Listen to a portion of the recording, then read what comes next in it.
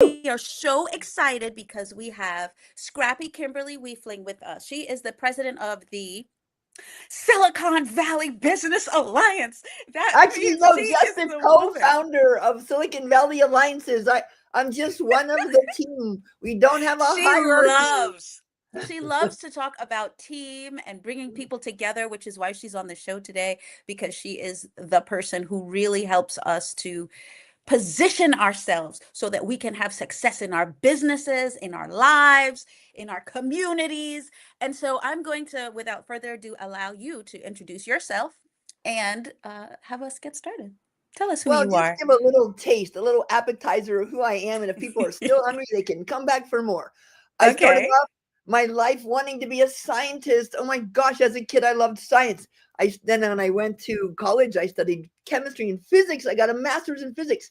And then I joined the crazy corporate world in engineering and technology, hardware, software, firmware. Wow. And finally, I learned I should have studied human skills. I didn't know how to talk to people. I didn't know how to communicate. I didn't know how to be a good leader. So I was shifting, went to 3 failed startup companies in 3 years. And then I pivoted to have my own business. So at least if I was working for an asshole, it was me. And if I had jerks on the team, it was me. So I was working by myself for a while. And then I finally gathered a wonderful team of people called Silicon Valley Alliances. And now for the past 20 years, I have been consulting with global companies, mostly Japanese companies, and going all over the world, transforming planet Earth for the better. And I'm fixed the boss hole problem, the boss hole, you know what that is? The And now boss I'm hole working, problem, guys. She and fixed it. I've helped people do impossible things. And now I'm starting to work on how can we work together to transform planet Earth through corporate sustainability. So that's my next big adventure, Arlene. Thanks for asking. Corporate sustainability. I love it. Solving the trash hole problem. The whole I don't think planet, that the was, whole go planet. ahead. Well, I told my friend that he's big into climate and sustainability. I told him, hey, I can help people do impossible things. I have like a track record of at least 50% success rate in impossible projects. Because impossible in physics, it's like, oh, please, you just don't know how yet.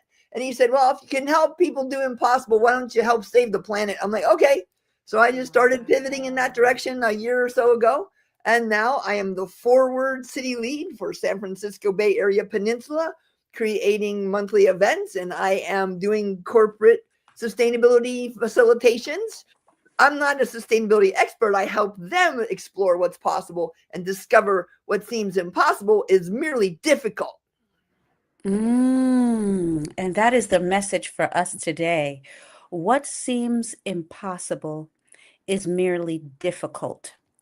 And one of the things that you've done is travel all over the world, presenting and having corporate clients that have helped you and enhanced your sustainability so that you can do the fun things that you want to do to enhance the world. Is that correct? Oh, yeah. And it is fun in a way. I mean, working with other people on things that seemed impossible and a few days later are like, oh, wait a second. Oh, wait, we could do that. Oh, yeah. Stop touching me. Uh-huh. Because I have a whole list of things that people thought were impossible. I mean, I can bore you with that sometime.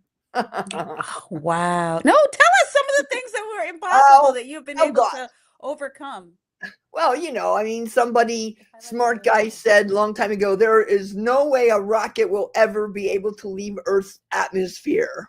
Never. Really? There's people walking around on the moon, right? And someone said, oh, television, even if it's technically feasible, it will never be financially viable. And then when radio was invented, someone said, radio? Who would pay to send a message to nobody in particular? Eh, and the British said when the telephone was invented, oh, the Americans might need telephones, but we have messenger boys. Hello, your Right. pills. And then, oh, the Boeing 247 engineer, an engineer who helped make the 12-person double engine plane, 247 that held 12 people. He said a bigger plane will never be built. Ah, really? Your Right. pill. Right, right. So if they can do all those amazing things that are supposedly impossible, we can too. And we can do it in terms of our business, in terms of our life, and in terms of our That's career. right. So, You're so right. where did you just come back from most recently? Tell us some of the places that you have consulted in, Oh, like okay, in consulting. Southeast Well, Asia, and I'm just give going them to a Osaka. snippet so they really Yeah. understand the scope. Oh, well, in December, I will be going to Osaka for some consulting there, and then I will go to Osaka, Bangkok for 2 weeks for a couple Bangkok. of workshops there. Hmm. I've been to Japan over 100 Japan. times. I've worked Yes, with over over 100 times. oh yeah, and over 50 global Japanese companies, all kinds of amazing companies. You worked for Yamaha Motors for like over 10 years, facilitating workshop learning labs to help them. These companies need to become truly global. When you're a multinational company, it doesn't mean you're global. So I've been trying to help these Japanese companies that are all over the world become a truly global Mm, company, proud of their Japanese heritage. And that has been a okay. lot of fun. And one of Okay. them, Karari, they've hired me for like 19 years, for God's sakes, to do these To long 19 leadership years. transformation. So, Yeah. in a time when many women are merely coming out now and running organizations and running communities and governments, you're saying from 19 years ago, you were already leading things. You were already running Oh, fast and yeah. making things happen. Okay. So, Oh, yeah. what we They need to do. discovered me. They discovered me when they came to Silicon Valley, and they were hiring me again and again and again. Yeah. Okay, so we love Silicon Valley. That's one of my favorite places to be. I'm so proud of my new California roots. My Woo! new California roots. I'm so proud of them. But my real question for you while you're on the show today, again, and I want you to come back again and again, is Oh, because you are truly a leader in this uh, space.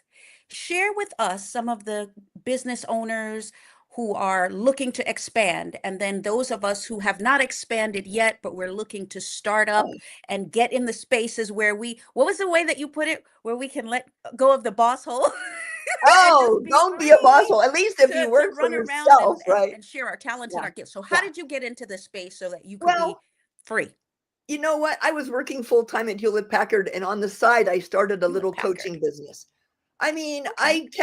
that was at least, oh my gosh, that was many years before I even full time had my own business. So on the side, you start a little business. It doesn't have to Okay. be profitable. You're just practicing, right? So Practicing. just get a Start at business nothing. Start license. with nothing. Start with nothing, start practicing, Okay. get a business license. By the way, you can lose money for 5 years and it's tax deductible. Hello. Then I finally was after my third failed startup that I was a team member of. I finally said, okay, I'm going to do this full time consulting. And then I tell people now, oh, the first 5 years are the hardest. It took me 3 years just to start making any meaningful money, and about 5 years to get kind of break even. So Yeah. it took you 3 years to get started and Yeah. 5 years to break even. And I think Yeah. that's 'Cause one of the key yeah. secrets that people need to hear. You're Yeah. moving fast, you're grooving. Now you're, doing into the several the Oh, big numbers, but many of us start and we don't continue because in the beginning it's hard. And I love to think of the situation with Amazon where the gentleman said that it took 6 years before Amazon turned a profit. And yet yes. they were knocking everybody outside of the water. Elon Yeah. Musk with the electric car, many people thought Tesla should just close their doors Oh, on the early yeah. end because there were so many tragic situations, but yet he kept going and then he was prosperous. So tell Yeah. us, what made you stay the course and know that even though things didn't look well in the beginning, that this was truly the path that you need to go? Well, first of all, I hated being an employee. I really hated it. I was terrible. I'm like, really? That person's telling me what to do? Oh God. And then and I was borrowing against my house. I was going deeply into debt. And I'm like, well, I can always sell my house. And then here's what I promised myself. I said, when I have given up and I think it's time to quit, I'm going to go 6 more months. So when after was going Oh. for the first year and I said, I really think it's time to stop, I put on my calendar 6 months from that day. Okay, reassess. And I just kept going 6 more months. And I got to that date and it still sucked. So I said, Oh. that's it. I'm going to go look for a real job. And then the next week, someone calls me, hey, we want you to come and do a keynote speaking in Southern California. I said, no, I'm quitting. They said, no, no, no, we really want you, Kimberly. I'm like, no, I don't have time. They said, we'll pay $3,000 for 1 hour, right? I'm like, okay. Go down there, stay in a nice hotel, a 1 hour keynote, and boom. And after that, I was hooked again. And the real breakthrough was finding partners who could be my agent to represent me with the corporate clients who were never going to pay attention to little Kimberly. Ooh, but I had UC Santa Cruz Extension representing me in the business in the Bay Area. They sent me to all kinds of corporations. I worked for Cisco through them. They sent me to Armenia to work in Armenia, for crying out loud. And through them, I met my Japanese agent that I then worked with for another 15 years. It was amazing. Okay. So, yeah. So what you're saying to us is partnership is key. And this is something I want to focus on this time, because last time we only had a chance to a snippet of opportunity to really discuss this. Many people say partnerships don't work.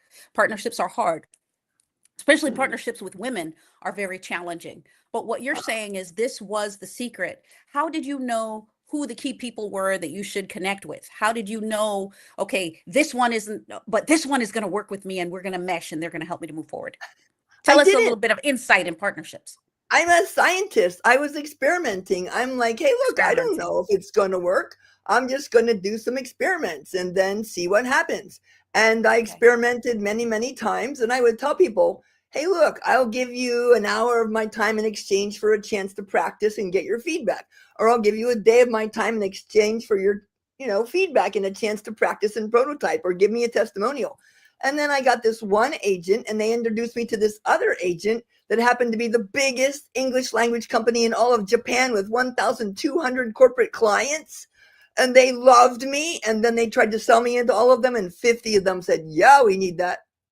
Wow. Would it be accurate then to say that you started international while you were doing national? Would it be Yes. accurate? Yes. And you I started went working with because, different communities well, because all look at the where I same time. live. Arlene, I live in Silicon Valley. Everybody wants to come here and say, make me innovation person. I'm like, Yeah. yeah, they come and try to get innovative. And then I'm like, okay. And then they go, wow, why don't we get you to come over there? All right, sure. Give me a plane ticket, I told this person. Okay. And this is how I was able to meet scrappy Kimberly Wiefling. I was at a networking event with another person in Silicon Valley, and he said to me, oh, you know who you should meet? You should meet this amazing lady who's doing a lot of the things that you're interested in doing.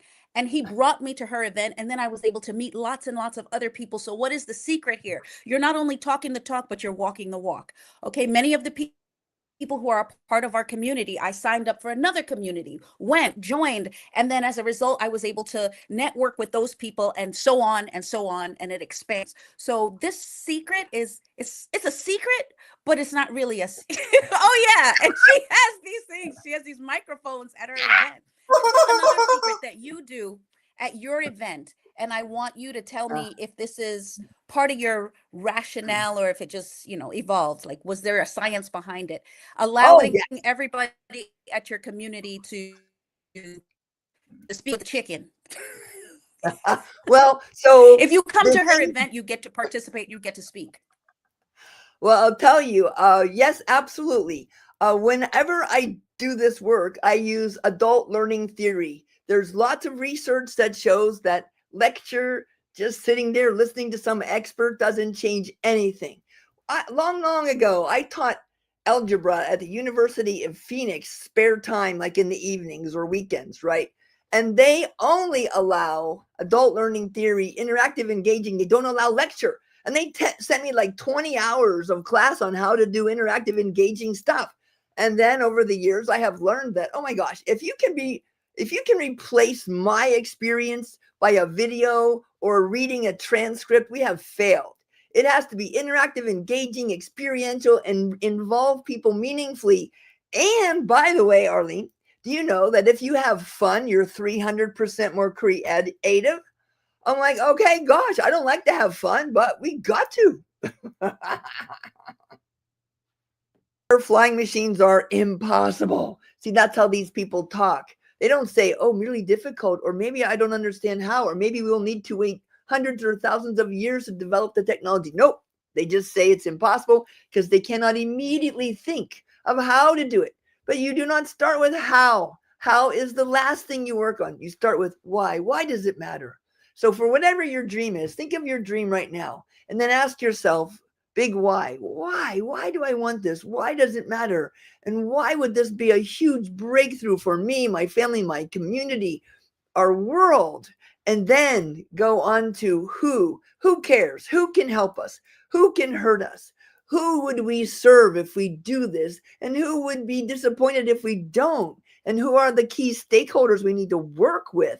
I mean, this is critical, and it's a very complicated part of this process because the stakeholder universe is usually massive. It has dozens or maybe even hundreds of stakeholders, and they don't all want exactly the same thing. So it's not so easy. So big why and big who, people. Start with that. I'm in the nighttime school with 40 people who all have daytime jobs at different corporations here in the Silicon Valley. And they love what I'm doing. And then they go back and say, we need her. We need her to come and help us. So I worked at big companies all through the Valley, like Symantec, for example.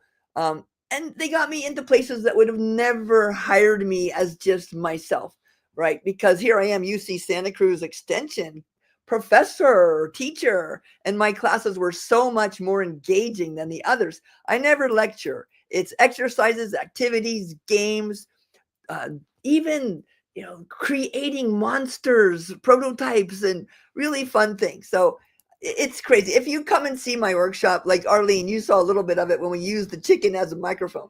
But you come and see my workshops. Oh my gosh, when we finish in Tokyo, and we've got all these Japanese executives wearing wild shirts, and we've got people dressed like llamas, and we've got amazing things happening. It is the excitement, the fun of it. It doesn't have to be stuffy. It doesn't have to be, the way that they do it. It can be the way that we do it. We can create something. And that's what I see with your community. You've created a community that's comfortable, that is pleasant, that is inviting. Yes. People actually want to help you. And that's what we are endeavoring to do in our community as well. And that's why we're so grateful that you're a part of our community, because we don't win alone, but when we work together, we all win. We all get to succeed. Right. And the secret, yeah.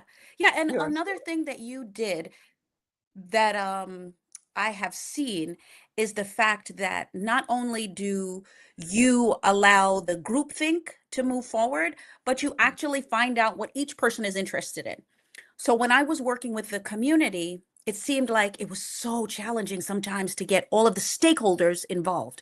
But with the Alliance, you're allowing each person to share their goal, and yet we still all end up at the same place. So how are you able to facilitate meeting the needs of the individuals in the group? Because everybody has their own business, and yet still endeavoring to ensure that the collective does well. Yeah. Well, you know what? Some people are not a fit, but you all look up there and you see the North Star, and that's where you're headed for. You have shared values and a shared commitment to a future that you can't create by yourself. Here's our vision, because we did create it and we wrote it down. We envision a global community where people are empowered by the realization that anything is possible, where differences are celebrated, where individuals, teams, and organizations show up as the best version of themselves, and where organizations are united in their commitment to people and planet Earth. Yes. And we wrote that down. It took us a few hours. We wrote that down, and we live it. And if money is your number one goal, you don't join our group. Yes. Don't join that group. Money is flowing, but if that's what's number one and foremost on your mind, that's not what the discussion is. And I think that's key, because sometimes we all want to make money. That's why we're in business. Well, but the research proves companies that have profit and money as a goal make less money. Profit is the result of delivering value. It is not a goal. Say that again. Companies that have profit and money as a target, as a goal, make less money. If you create value and as a result of that value, you get money, that is effective. But money as a goal drives the wrong behavior. It drives corruption. It drives cheating. It drives stupid behavior. It's like measuring how many phone calls somebody in a call center makes, takes care of every day when customers call in. You just hang up and the customer has to call back. You got twice as many phone calls. I mean, I think there's a book. Yes. And it's called The Psychology of Money. And it Ah, would certainly concur with what you're saying. There's also research in sales that says the people who do top in sales are people who love their clients, not necessarily people who are just talking about bottom line, I need to make this money. And so I think this is a key that you're talking about right now, Kimberly, Wiefling, the fact that if we truly want to advance and we truly want to get to that level of like yourself and making lots and lots of funds, the focus can't be on making the funds no, because then they don't come. And that's that's why right. so many people are having challenges. I've written this book. It's called Overcoming Fear and Getting Unstuck, and I talk about it in there as well. I'm giving credit to The Psychology of Money, but I also need to give credit in my book because this is a secret and everybody wants to make money, but not everybody is making it in the way that they would like. So let's take a step back and look at truly what is it that we want to accomplish, because 9 times out of 10 we want the money to facilitate something, and it's not just the pieces of paper.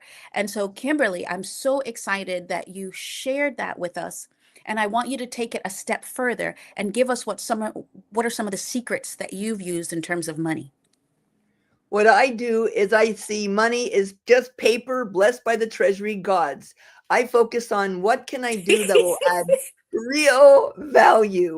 How can I add real value to my clients, to my customers? And as Right, a result of that value, they will be right. happy to pay me. And now at this phase of my career, I tell people, pay what you want.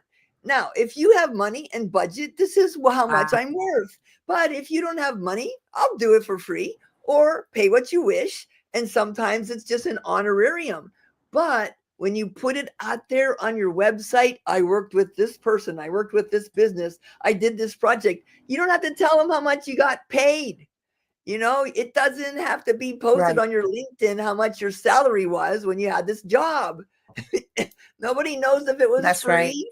But That's right. I most think of my that's one of the clients key like pay secrets. I me, just they recently pay worked me with a good. hospital. Oh, really? I recently worked with a hospital in Silicon Valley and did a project for them.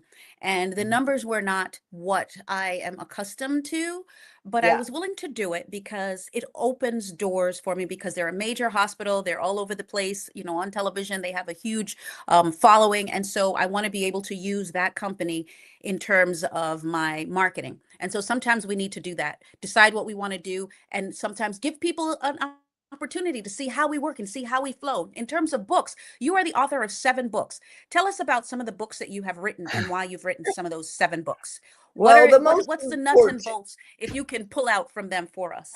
Because we don't have most time to go through important all book 7. is Scrappy Project Management, because I noticed at Got the it. end of every project, when we have the what went wrong meeting, like the debrief, they were always the same. And I'm like, why are these lessons learned always the same? That means they're lessons not learned. So I said, could we please fail for new and more Right. exciting reasons?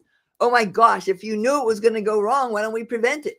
And then it was published in Japanese by Nikkei Business Press, the biggest business publishing company in Okay. Japan.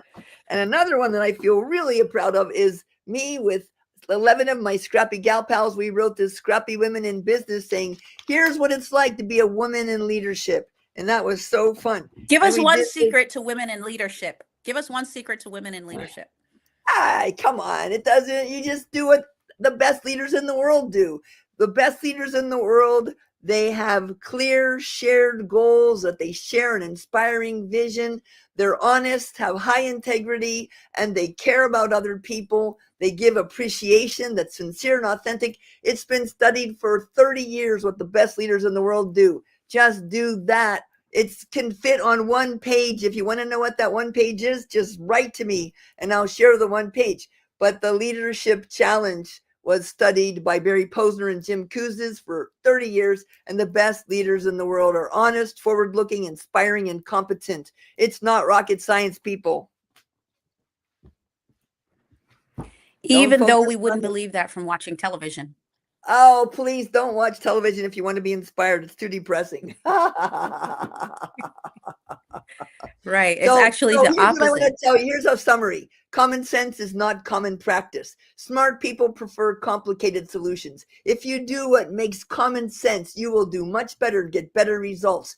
Now, it won't maybe look as fancy or wild, and you might have lots of people telling you all the reasons why it's not good. Don't believe them. It's proven to work. Study the leadership challenge. Find out what the best leaders in the world do. It's been proven for decades, and use common sense. And the 12 predictable and avoidable pitfalls that every project faces will not be the reasons you fail. Fail for new and more exciting reasons. There we go. Thank you for sharing that with us. As we are coming to a close, we have a couple of questions for you. I'm going to allow April to come up and All ask you her right. key question. Go ahead, All April. right. Hello, Scrappy. How are you today? Extremely adequate. Yay. Yay, thank you. I do have a question for you, and so far everything is great. I'm enjoying it. I work at a school as an administrator, so I have a question that goes with education. How can schools Mm. cultivate a scrappy culture that empowers students to take their ownership of their learning and leadership? Well, I'm glad you asked that because I can tell you about a NASA study that studied the creativity of 1,500 people when they were 5 years old, 10 years old, 15 years old, and adults. And they found out the creativity of the 5 year olds was big, and the creativity of the 10 years olds had dropped to about 30%. And the only thing that they did was go to school. Do not focus on grades, do not focus on doing things right. Focus on being creative, focus on failing forward, taking necessary risks, learning from mistakes. Unfortunately, the grade system and focus on getting good grades is what kills a lot of the creativity, and it takes away the ownership. If someone tells you what to do, then you're a helpless victim and you just say, "Yes, ma'am. Yes, sir." Don't. No, you co-create, collaboratively create the school experience. Ask the students to take responsibility for co-creating the learning experience, not sitting there going, "Come on, teach me something." Thank you. Thank you. Thanks. Beautiful, beautiful. As a former educator myself, I remember being in that classroom and them telling us, oh, you have to do this, that, and the other, as opposed to allowing us to be more creative and to implement the things that we feel strongly about. Oh yeah. If you tell people what to do, they turn off their brains. Now, if you say, "Hey, you guys, what would be creative? What would you like to achieve a week from now, a month from now, a year from now?" Okay, now let's explore, let's experiment, take necessary risks, learn from mistakes, fall down 7 times, stand up 8 times, keep going, keep growing. What do you think is the thing that causes people to hire you over some of the myriad of 50 million other consultants and business executives throughout Silicon Valley and then New York, because we're here in New York and all of the other places throughout the country? What is it Well, I'll that's, tell you you, think, the I've major selling gone point? in, a lot of places you never get fired for hiring McKinsey, right? Uh, Places I've gone in after they've hired these millions of dollars of consultants, and all they do is print up like, "Hey, here's some recommendations." And I look at them and I'm like, "These are really great. What did you do?" Nothing. Come on, man. If people really want to change, not just have a document that tells them how they should change, they hire me. If people are desperate, if they know the choice is change or die, my commitment is I'm going to help you change or I'm going to get fired, and I don't care which one it is. I'm not here to collect that paycheck. I'm here to make sure that we jump off the cliff, and while we're falling and screaming, we both grow wings and learn how to fly.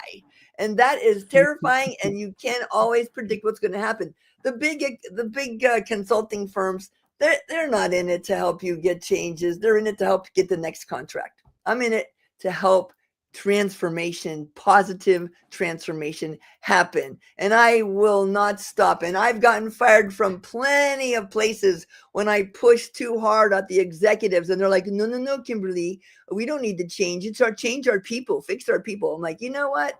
Sometimes the executives do need to admit they are contributing to the problem. And I'm like, "Good, fire me." And their people are like, "Oh, sorry, Kimberly."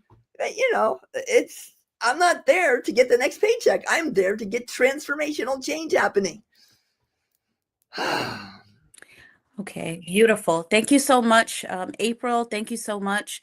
Our next question is by John. She is another entrepreneur in California and also out of Texas. She does both, and her question for you is, how do you make the connection with the people to do free consultations for their feedback? How are you making those Well, connections? Good question, Jashawn. oh, well, I mean, what I did, I was sitting on an airplane flying home from a business trip, and I was telling this guy next to me, yeah, I'm pivoting towards corporate sustainability. I know I can facilitate impossible projects, but I don't have a lot of history with corporate sustainability. I'm looking for some places to prototype and experiment. Well, he doesn't say anything, but he gets my email address. 2 weeks later, they call me and say, can you come to Houston and can you facilitate our global executives? It was a huge company out of Australia, and they were all from the Mm-hmm. executives from all over the world meeting there. And they said, sure, Kimberly, come on and experiment. If you want to learn about this, you can learn by helping us. And then when I went home, they sent me $10,000. I didn't even ask for it, right?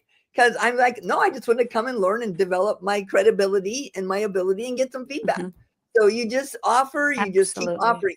And it's like this, you have a piece of pie and you offer it. If people aren't hungry, they won't eat it, right? It's no problem. It doesn't mean there's anything wrong with the pie. You just find out who's hungry. Beautiful, beautiful. And you have, that leads us to your, you something that you're offering today. And Yes. this would be a great time for you to share it with us. Sure. Well, since I'm really committed to shifting more and more over the coming years to focus on corporate sustainability, facilitating breakthroughs, facilitating the strategic planning, scenario planning to create what seems impossible and to make the corporations transform to sustainability with a very profitable upside. It's not going to be worse. Everything's going to be better. So I want to have some chance to experiment with that with small, medium, large businesses, and every quarter, I will give one prototype for free, me and my colleagues, and we will facilitate either online or in person a 1 day workshop that will prototype with you in exchange for your feedback to see how we can improve and perfect what we can offer. I know we can help people do impossible, and I know that a sustainable company will make more money than an unsustainable. And when you make the sustainable solution better, faster, cheaper, easier, and more fun, you won't have to convince your customers to do it that way. They'll do it automatically. Like you don't have to convince drivers to drive on the highway. Why would they drive through the Right. forest? It's easier. Why do you convince drivers to drive on the highway? That is such a great offer. We're so excited that you are giving us that opportunity. There are so many people that are on. Gigi, the girl, says thank you and hello. And she says she's saying it in her Mrs. Doubtfire voice to accommodate you. Woo! There you go. Dennis says hi. How do I sign up? And are there any grants that you're aware of that people can get involved with? Oh, grants. I don't know about grants. I mean, I work for corporations. They either have a budget or I do it for honorarium or I do it for free. Grants is an area outside of my expertise. That's the kind of thing that would be for nonprofits and for government agencies. So the companies I work with, they either have money or they don't. If they have money, they can pay me. If they have a little, they can give me an honorarium. And if they don't, they can just let me practice on them and give me a testimonial or feedback or refer me to their other colleagues. Wow, wonderful. Marshawn says, tell us, Kimberly, your most interesting client story. Oh gosh. Okay. So this one company I've been working with, and it's publicly known that I work with Kurare. It's a Japanese company, amazing company, and they do business in 40 different countries. And they started hiring me 19 years ago to do this 6 month, 15-day program, 5 days in Europe, 5 days in the US, then 5 days in Tokyo. And then the last half day, they 4 or 5 of their teams that are working through 6 months on these innovation and breakthrough projects, they present their crazy, impossible ideas at headquarters to their executives. Well, we have done this program 22 times in the last 19 years, and we're working on the 23rd time. It's so great. And with Okay. almost 100 impossible projects, about half of them have happened. Okay, how'd you like that? 50% success rate for impossible projects. So now this company, a couple of years ago, they changed their tagline under their logo to possible starts here. So if you want to make impossible Yes. inevitable, you work with companies like that. And that's my proudest moment. They tried to blame me for that. I'm like, I didn't change your logo. You guys did it. They did it. I didn't do it. They're amazing. And That I is love working with them. awesome. And we do that. It's an internal innovation incubator to make it safe to work on projects. Your manager would say, forget it. Your colleagues would say, don't do it. You're crazy. And your family would worry. And then if you did try and fail, you'd bring shame on your family for generations to come. But we make it safe to do it in our learning laboratory. Workshop. Beautiful, beautiful. I know we asked you for half an hour and we've gone over. Is it okay that we keep going, or do you need to Sure thing. I'm come to happy a to. close? Because we want to be respectful. Oh, you're so kind. Okay. No, no, I'm going to I be, yeah, I'm fine for another 15 minutes. Okay, okay. We want to be respectful of your time. She said, "You're awesome, Kimberly. Thank you so much. We appreciate your time." I think one of the key pieces here, because you are the scrappy Kimberly, and because you've made so many impossible things possible, I think our show today really lends to the fact that whatever it is that we're endeavoring to do, we can do it. So I'll give you a quick example of the networking group that I needed to start in New York City. And I was told directly by one of the community leaders, it will not work. Don't do it. Oh, Can you whew, imagine? How's that for encouragement? And yeah. because they had tried it in the past and it hadn't worked. And so people who were in the upper echelons who knew about it, they decided that it wasn't going to be a success. But I didn't know enough to know that I was supposed to do it. So I just stepped out and we just got started. And people started coming. And then I got key people to come. And then little by little, those same people who decided that it wouldn't work, they started showing up too and saying, well, how do we get involved? How do we put something Oh, together? So I'm so excited that you're sharing that with us, that we are small in number, but regardless of what it is, if we work together, we can all achieve. We can all win. and you know what? People, the reason people tell you, oh, it's impossible, they're afraid to fail. If you can't fail, you can never do breakthroughs and magic. So you have to be willing to make mistakes, take necessary risks, and learn from them and fail forward. Like a football team, the guy who gets the ball and gets tackled doesn't just lay there crying. He gets up and goes on. Fail forward. That's right. Before this, when you got knocked down and you were failing, not permanently, but in the short term, how did you get back up? I have friends, I have colleagues, I have people who encourage me and tell me, I'm like, hey, I need a little encouragement. Like a couple weeks ago, I started like, what is the point? Is it really working? And three different wonderful people Yeah. in my life said, I'm going to call you this weekend. And a couple months ago, I had a little blip and I was like, oh, God, what am I doing? And two of my friends from Frankfurt said, Kimberly, we want to session with you to remind you how marvelous you are. So you got to be surrounded by people who are your biggest fans and who will encourage you and support you. Because sometimes we can't see the back of our own head and sometimes we get discouraged. It's normal. But you sink into the icy couch of despair, but don't go to sleep there. Get some friends to come over, get some colleagues to help you and get back up and keep going again. I mean, how much fun would it be if everything went perfectly? How boring, huh, Arlene?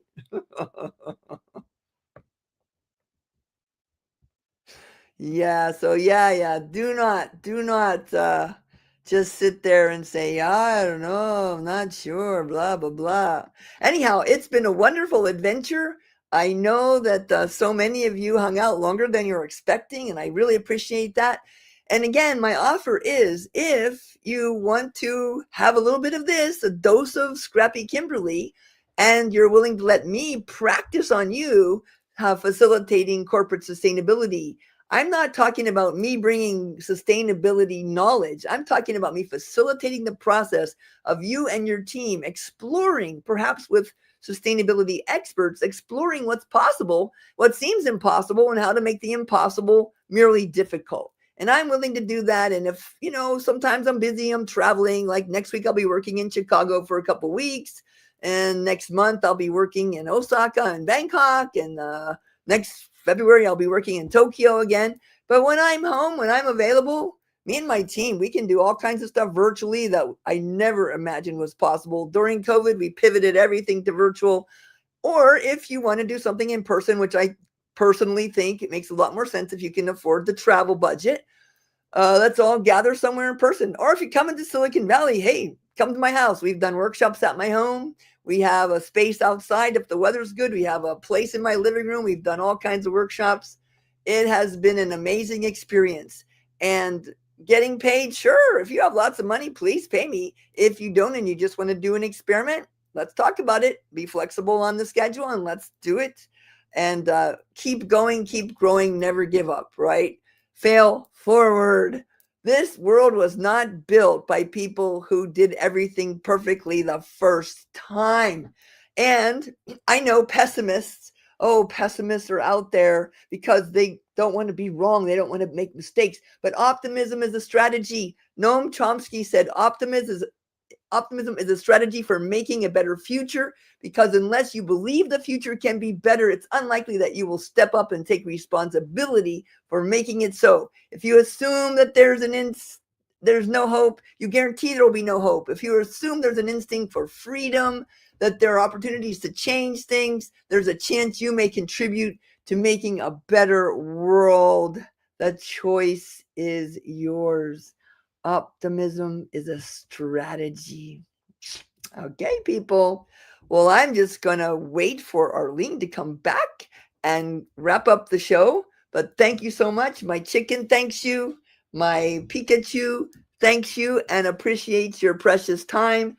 And I live in Silicon Valley, Redwood City. You can find me. I'm the only Kimberly Wiefling in the whole world. I think they had a limit for the planet Earth, because can you imagine more than one of me? Oh my gosh, that would be too much for anybody. So you can find me online. You can write to me, kwiefling@gmail.com. It's hard to spell my last name, so take a look at that. And you can find my phone number. It's not secret. If you don't know how to find me, just call the police. No, I'm just joking. Okay. Yeah, it's good. It will be fun to connect with you.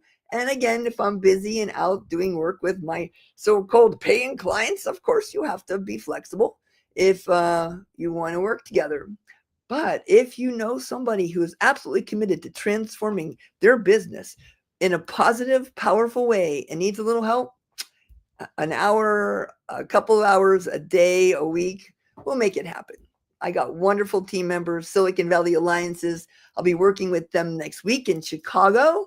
3 of my Silicon Valley Alliances colleagues, and we will be working with this wonderful company, Carrare, that Possible Starts Here company.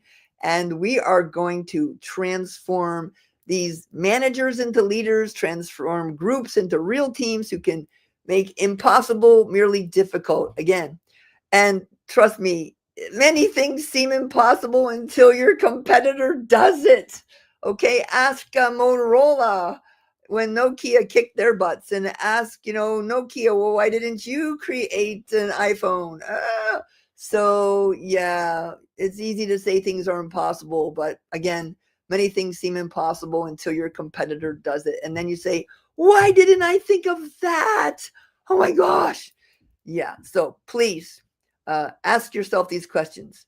What seems impossible, but if it were possible, would transform me, my team, my organization, our clients, our customers, our world for the better? And then ask what might make impossible merely difficult. Do the big why, purpose beyond profit, mission that matters. Do the big who, stakeholder analysis, stakeholder universe. Do the big what exactly would success be in the eyes of the key stakeholders, and prioritize that ruthlessly. Because if you don't know what you're trying to do, it's like jumping into a car and driving full speed when you have no destination in mind. First, you get out a map and you say, that's where I want to be. I don't know, when I drive there, maybe a road is closed, maybe a bridge is out, maybe I have to go around an accident. But you have to know where you're going and why it matters, and who are you going to go with, and who's counting on you. And then you can do things like, okay, scorecard of success. You can get scrappy project you. Thank you so much for joining us today. Thank you so much for your time. And we are so happy that you were able to spend some time with us. And we're asking, will you come back again at another juncture? Oh, absolutely, my friend. Love to. It was great. Great spending time with you. Have a great one. Take care. Bye-bye. And thank you all of our listeners for joining us today. For more information about the scrappy Kimberly Wiefling and how you can get more information about the group, please go to askarleneshow.com and you will be able to join with us there. Thank you so much. Bye-bye. Bye-bye.